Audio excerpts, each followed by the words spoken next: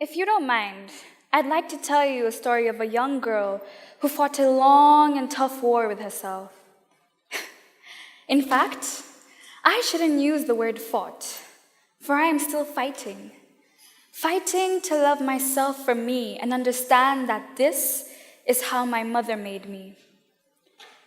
I won't lie, it took a lot of courage for me to come and stand here before you today and share my story. I came from a place where it became the norm to degrade myself and distinguish which parts of my body needed diminishing. I spent time giving each scar on my body its special attention. I spent time telling myself that I needed to change things, that I needed to put down the fork and pick up some running shoes, that I needed to wear long sleeves so my arms, they don't show, and my scars, they won't know, and my fears, they won't grow.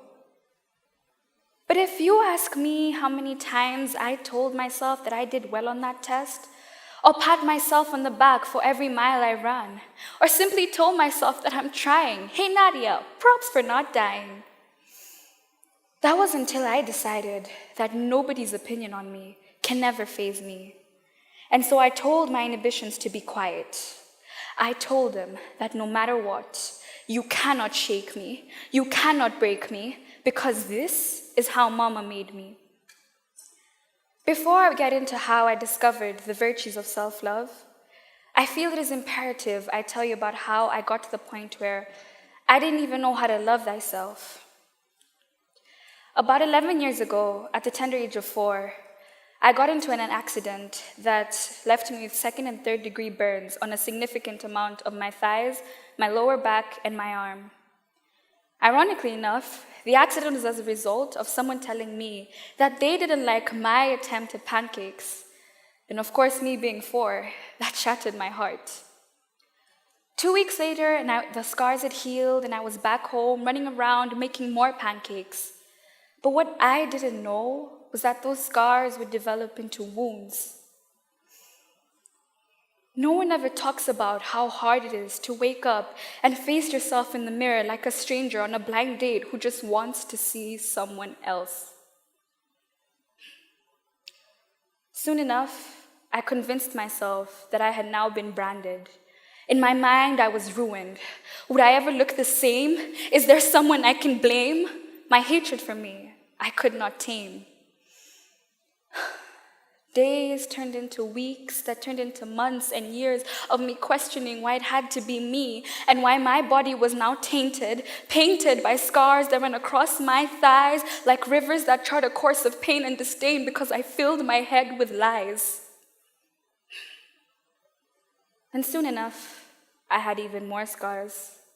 Scars caused by my refusal to accept me for me, and scars caused by my refusal to understand that beneath this skin stood a girl who was raised to believe that she is beautiful, her future bountiful, and no matter what you do to her, you cannot shake her, you cannot break her, because this is how Mama made her. If I could reach out to my younger self, I would tell her that she is strong, and in the face of adversity, she rose to prove them wrong. I would tell her to take less time telling herself that these scars are blemishes, and instead cherish them. It took me time to appreciate that these are the medals of honor that I wear because I fought. No, I am fighting a tough war with myself. And every day that life beats me and gets me black and blue, I get back up and rearm myself with nothing but love for me and the belief of a brighter destiny. Today, ladies and gentlemen, the ball is in your court.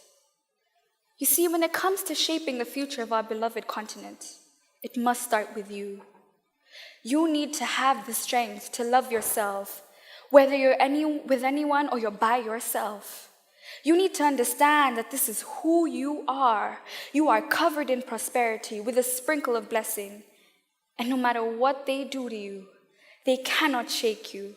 Oh, they can never break you, because this is how Mama made you. Thank you.